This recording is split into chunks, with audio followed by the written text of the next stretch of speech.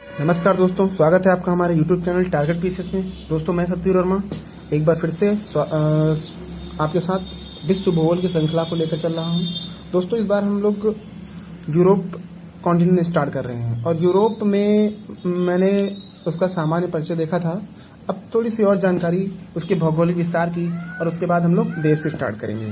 तो देखते हैं दोस्तों, यूरोप का मैंने कल बताया था कि यूरोप को भौगोलिक विस्तार में उसको 4 भागों में डिवाइड किया, मतलब भौगोलिक क्षेत्र के आधार पर उसको हम कह सकते हैं ज्योग्राफिकल, ठीक है। तो उसको 4 भागों में डिवाइड किया गया है। पहला क्या है?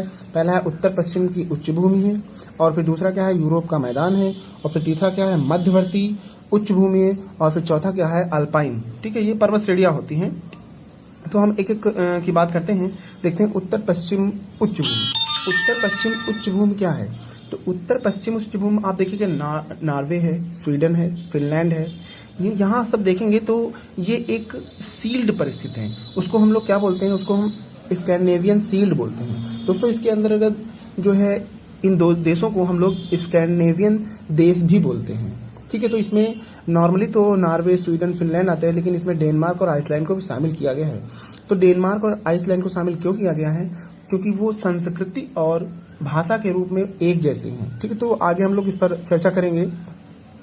देखते हैं तो नॉर्थ वेस्ट हाईलैंड, इसका विस्तार फिनलैंड कहाँ पर? देखिए विस्तार फिनलैंड में है। फिनलैंड, नॉर्वे, स्वीडन में है, और ब्रिटिश द्वीप समूह इंग्लैंड, ठीक है, इंग्लैंड में है, आइसलैंड तक है। इसके उत्तरी भाग को फिनो स्कैंडिनेवियन सील्ड, मतलब ये एक सील्ड है, आप कह सकते हो, जैसे कनाडियन सील्ड है एक। ये चूंकि आर्कटिक वृत्त में आती हैं तो यहाँ पर जो बर्फ जमी रहती है, तो इसको हम लोग एक सील्ड के रूप में जानते हैं, तो इसीलिए इसको कहा गया है स्कैंडिनेवियन सील्ड। आगे देखते हैं, फिनलैंड जो है वो 1000 झीलों वाला देश कहलाता है। फिनलैंड 1000 झीलों वाला देश कहलाता है। कई बार क्वेश्चन पूछा जा चुका है कि किसे 1000 झीलों वाला देश कहा जाता है। दोस्तों एक सेकंड, हाँ, किसे 1000 झीलों वाला देश कहा जाता है? तो फिनलैंड को 1000 झीलों वाला देश कहा जाता है। नॉर्वे को मध्य रात्रि के सूर्य का देश कहते हैं। नॉर्वे को मध्य रात्रि के सूर्य का देश कहा जाता है। ये कई बार पूछा चुका है।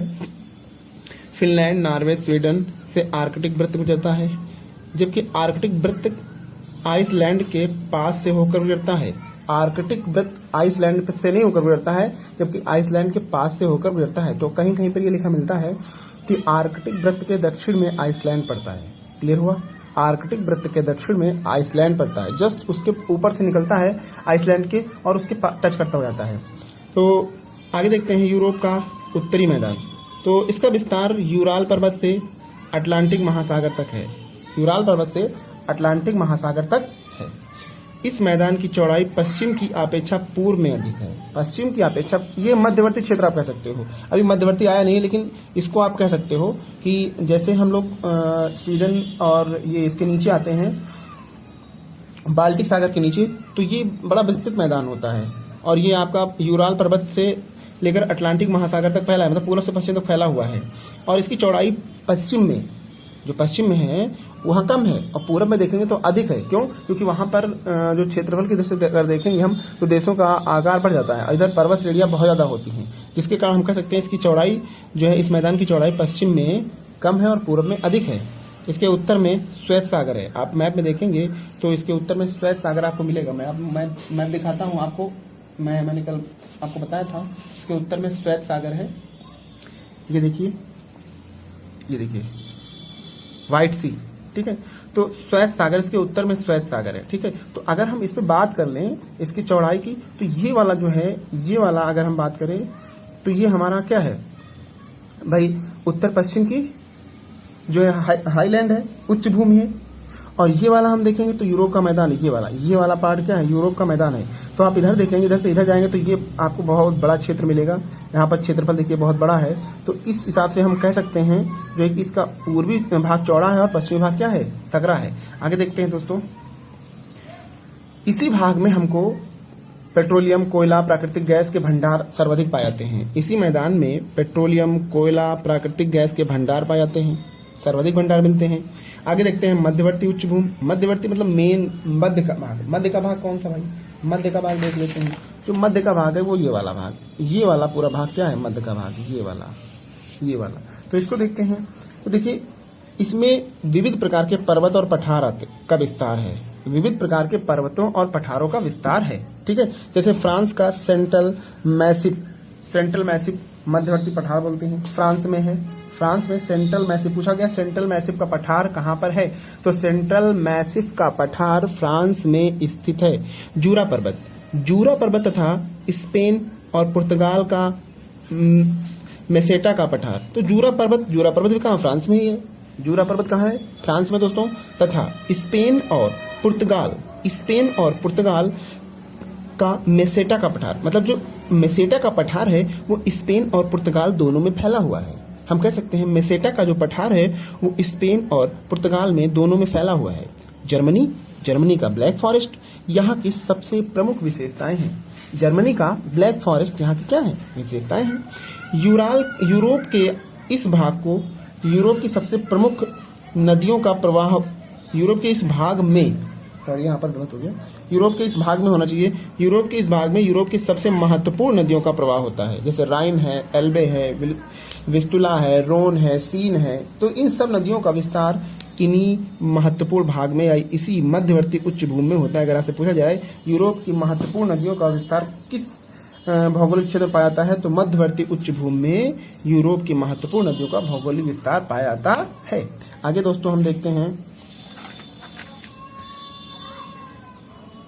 अल्पाइन श्रेणी की अगर बात करें हम, तो अल्पाइन श्रेणी में देखेंगे ये यूरोप के दक्षिण में स्थित है और पश्चिम से पूर्व की ओर फैली हुई है। ठीक है, पश्चिम से पूर्व की ओर का मतलब कह सकते हैं हम, पश्चिम से पूर्व की ओर का मतलब इधर से लगा करके ये वाली पर्वत श्रेणियां जो हैं, ये पर्वत श्रेणियां क्या हैं, देखिए आप ध्यान से देखिए, ये जो पर्वत श्रेणियां पाई जाती हैं इनको हम लोग क्या बोलते हैं, ये दक्षिण अल्पाइन है। ठीक है, अल्पाइन पर्वत श्रेणी है। तो इसमें यह भाई जाहिर सी बात है कहाँ से कहाँ तक है, कैस्पियन सागर से अटलांटिक महासागर तक है। इसके मध्यवर्ती भाग में आल्प्स पर्वत स्थित है, इसके मध्य भाग में आल्प्स पर्वत स्थित है और आल्प्स पर्वत की सबसे ऊंची चोटी माउंट ब्लांक या माउंट ब्लैक है। ठीक है, माउंट ब्लांक या माउंट ब्लैंक है, जिसकी ऊंचाई कितनी है, 4807 मीटर है। जबकि अगर हम बात करें तो यूरोप की सबसे ऊंची चोटी कौन सी है, यूरोप की सबसे ऊंची चोटी है माउंट एल्ब्रुस यूरोप की सबसे ऊंची चोटी है और ये माउंट ब्लैंक शायद दूसरी सबसे ऊंची चोटी है। ओके दोस्तों, और ये जो माउंट एल्ब्रुस है ये कहाँ पर, ये काकेशस पर्वत पर स्थित है, काकेशस पर्वत पर स्थित है। ठीक है, जिन देशों में आल्प्स पर्वत स्थित है, यानी कि आल्प्स पर्वत का फैलाव कई देशों में है, तो जिन देशों में आल्प्स पर्वत का फैलाव है उन्हें हम अल्पाइन देश कहते हैं। जिन देशों में आल्प्स पर्वत का विस्तार पाया जाता है उन्हें हम अल्पाइन देश कहते हैं। जैसे देख लीजिए, ऑस्ट्रिया है, फ्रांस है, जर्मनी है, इटली है, मोनाको है, स्लोवेनिया है, स्विट्जरलैंड है आदि। ठीक है, अब अगला देखते हैं, यूरोप अक्षांशीय विस्तार के आधार पर तो शीतोष्णकटिबंधीय है। अगर अक्षांश के हिसाब से हम देखेंगे तो यह शीतोष्णकटिबंधीय है, परंतु सागरीय प्रभाव के कारण, क्योंकि ये चारों तरफ से सागर से घिरा है और आप देखेंगे कि अगर सागर से कोई देश टच है या कोई तट टच है तो क्या होता है, वहां पर सागर से उठने वाली पवनें लैंड पर आती है, यानी कि भूमि पर आती है, और भूमि से उठने वाली पवनें सागर पर जाती हैं, तो ये एक प्रकार के ब्रिज का निर्माण कर लेती हैं, जिससे वहां की जलवायु पे असर पड़ता है। तो भले ही ये जो है शीतोष्णकटिबंध में आता हो, लेकिन यहाँ आने के बावजूद भी यहाँ की जलवायु अनुकूल बनी रहती है। क्यों अनुकूल बनी रहती है, उच्च अक्षांशों में होने के बावजूद भी यहाँ की जलवायु अनुकूल बनी रहती है। क्यों बनी रहती है, कारण यही है, स्पष्ट है कि यहाँ पर जो चारों तरफ इसके तीनों तरफ इसके पानी भरा हुआ है और तीनों तरफ पानी भरे होने के कारण यहाँ से उठने वाली जो पवनें हैं वो लैंड से जाकर लगती हैं और लैंड से उठने वाली पवनें समुद्र में आती हैं, तो यहाँ पर एक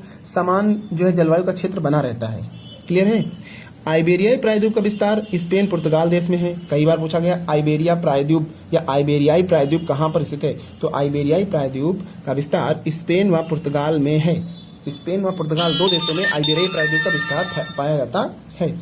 आगे हम लोग देखते हैं, बेनेलक्स के अंतर्गत बेल्जियम, नीदरलैंड, लग्जमबर्ग आते हैं। बेनेलक्स के अंतर्गत बेल्जियम, नीदरलैंड, लग्जमबर्ग आते हैं। बेनेलक्स मैंने कल बताया था आपको कि बेनेलक्स के अंतर्गत बेल्जियम आता है, नीदरलैंड आता है, लग्जमबर्ग आता है। इनको हम लोग जो है नीची भूमि वाला या लो लैंड वाला देश भी कहते हैं। और जो ये तटबंध बनाते हैं, तटबंध का मतलब ये अपने तट को, सागर के तट को जाकर के जो है बांध देते हैं, ठीक है, एक मोटी स्टील की सील से, और इसका पानी उधर फेंक देते हैं, समुद्र में चला जाता है। इसी को हम लोग डाइक भी बोलते हैं, याद रखिए डाइक, तटबंध को हम लोग डाइक बोलते हैं। आगे, ग्रेट ब्रिटेन 3 देशों का संयुक्त रूप से कहा जाता है। इसमें इंग्लैंड आता है, स्कॉटलैंड आता है, वेल्स आता है। इंग्लैंड, स्कॉटलैंड, वेल्स आता है। और जब इसमें उत्तरी आयरलैंड शामिल हो जाता है तो ये यूनाइटेड किंगडम बन जाता है। इसको मैप में हम देख सकते हैं।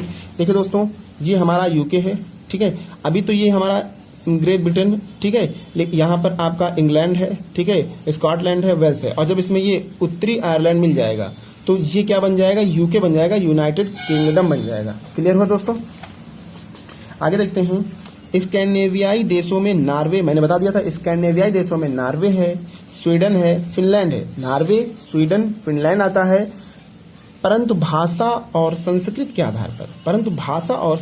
आधार पर डेनमार्क, आइसलैंड भी शामिल है। डेनमार्क, आइसलैंड भी शामिल है। क्लियर हुआ दोस्तों। तो आपको ये वीडियो कैसा लगा, ज़्यादा से ज़्यादा लोग इसको देखें, लाइक, शेयर और कमेंट्स करें। बहुत सारे क्वेश्चन आपको इससे मिलेंगे, जैसा कि पर्वत श्रेणी है, स्कैंडिनेवियाई देश है, आइबेरियाई प्रायद्वीप है, बेनेलक्स है। तो बहुत सारी चीज़ें हैं आपको इससे देखने को मिलेंगी, और आप चाहें तो इसका नोट्स भी बना सकते हैं। तो दोस्तों, कैसा लगा आपको ये वीडियो, लाइक, कमेंट और शेयर करना ना भूलें। थैंक यू दोस्तों। नमस्कार दोस्तों, स्वागत है आपका हमारे YouTube चैनल टारगेट PCS में। दोस्तों, इसे लाइक, सब्सक्राइब और शेयर करना